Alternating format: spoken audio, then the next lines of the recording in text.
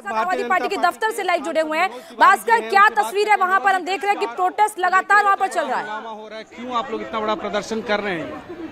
Right to privacy, उसका हनन कर दिया। किसने किया? मनीष सिसोदिया, जो फीडबैक यूनिट के अध्यक्ष हैं। फीडबैक यूनिट बनी थी जनता की समस्याओं का फीडबैक लेने के लिए, जनता के पैसे से, और करने लगे छुप करके फोन सुनने की बात, करने लगे दिल्ली के महत्वपूर्ण लोगों की जासूसी करने की बात। तो सवाल उठता है कि ये आरोप नहीं है, ये ऐसा करते हुए पकड़े गए हैं। केस दर्ज करने की अनुमति मांगी गई, सीबीआई के द्वारा केस दर्ज हो गया है, लेकिन ऐसा व्यक्ति ये जासूसी करके देश का डेटा किसको देना चाह रहे हैं? किसको देना चाह रहे हैं?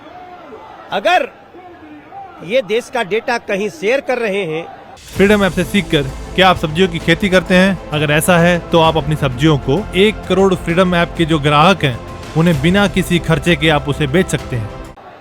जिसकी जांच होनी चाहिए, लेकिन जांच होने तक इस व्यक्ति को अपने पद पे बने रहने का अधिकार नहीं। मनीष सिसोदिया कह रहे हैं कि कमजोर लोग इस तरह से मुकदमे दर्ज करते हैं और इस तरह की कार्रवाई करते हैं। अपराधी हमेशा सामने वाले को कमजोर समझता है, लेकिन सत्य और शराफत कभी कमजोर नहीं होती। मनीष सिसोदिया के लिए आप लोग ये कह रहे हैं कि पद पे कैसे बने रह सकते हैं? सत्येंद्र जैन भी अभी तक पद पे बने रहे हैं। तो इस प्रदर्शन का क्या औचित्य है? कितना असर आप देखते हैं कि केजरीवाल जी के ऊपर में होगा इसका?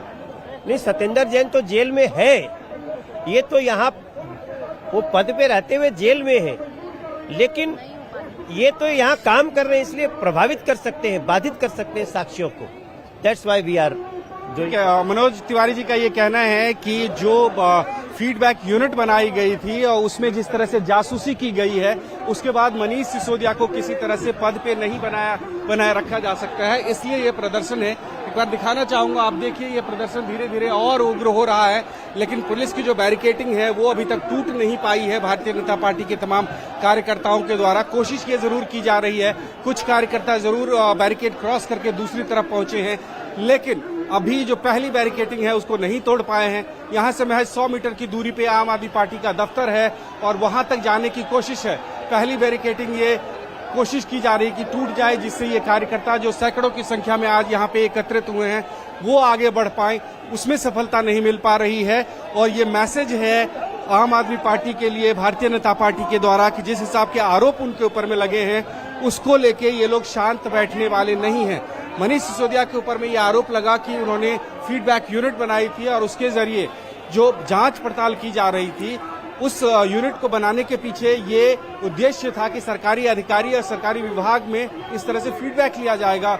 लेकिन जो तथ्य सामने आए हैं उसके हिसाब से तकरीबन 40% ऐसे मामले हैं जिसमें राजनीतिक प्रतिद्वंदियों के ऊपर में एक तरह से जासूसी की जा रही थी, यहाँ तक कि प्राइवेट संस्थाओं के ऊपर में वो जासूसी करने की कोशिश की जा रही थी। और इसीलिए ये मांग की जा रही है कि मनीष सिसोदिया के ऊपर में एक तरफ कार्रवाई चल रही है, एफआईआर रजिस्टर करने के लिए बोल दिया गया है, ऐसे में उनको पद पे बनाए नहीं रखा जा सकता है, लिहाजा उनको पद से हटा दिया जाए।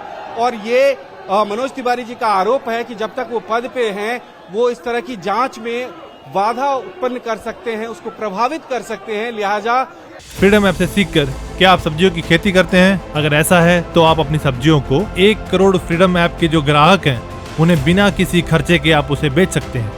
उनको पद से हटाया जाए और ये मांग हो रही है। और इसका एक दूसरा साइड इफेक्ट मैं बता रहा हूँ, यहाँ भारतीय जनता पार्टी के कार्यकर्ताओं के द्वारा जो भी प्रदर्शन किया जा रहा है उसका असर ये हो रहा है कि आम आदमी पार्टी के दफ्तर में अरविंद केजरीवाल को पहुंचना था, वो नहीं पहुंच पा रहे हैं। पूरा रास्ता पूरी तरह से ब्लॉक हुआ है। डीडीयू मार्ग पे अगर आप कार्यकर्ताओं की तादाद आपको दिखाना चाहूं तो सैकड़ों की संख्या में कार्यकर्ता यहाँ पे मौजूद है और इसी रास्ते से अरविंद केजरीवाल को अपने दफ्तर में पहुंचना था। पुलिस को 2 जगह पे बैरिकेडिंग करनी पड़ी कि ये कार्यकर्ता, नाराज कार्यकर्ता आम आदमी पार्टी के दफ्तर तक ना पहुंचे और उनको रोका जाए, लेकिन उनकी रोकने की वजह से डीडीयू मार्ग पूरी तरह से बंद हो चुका है, आवाजाही पूरी तरह से ठप है। भारतीय जनता पार्टी के जो कार्यकर्ता हैं लगातार पिछले 15 से 20 मिनट से इसी तरह का प्रदर्शन कर रहे हैं, लेकिन उनको पुलिस अभी तक रोकने में कामयाब हुई है। पुलिस उनको आगे नहीं बढ़ने दे रही है। ये पुलिस के लिए भी एक चैलेंज है कि इतनी भारी तादाद में अगर कार्यकर्ता आगे बढ़ते हैं, आम आदमी पार्टी के दफ्तर तक पहुंचते हैं, वहां पे तोड़फोड़ हो सकती है। लिहाजा ये कोशिश है कि इनको पहले ही रोक दिया जाए और वहां तक आगे नहीं जाने दिया जाए। इंडिया टीवी हर वक्त हर जगह डाउनलोड करने के लिए सर्च करें India TV news Google play store या ऐप स्टोर पर।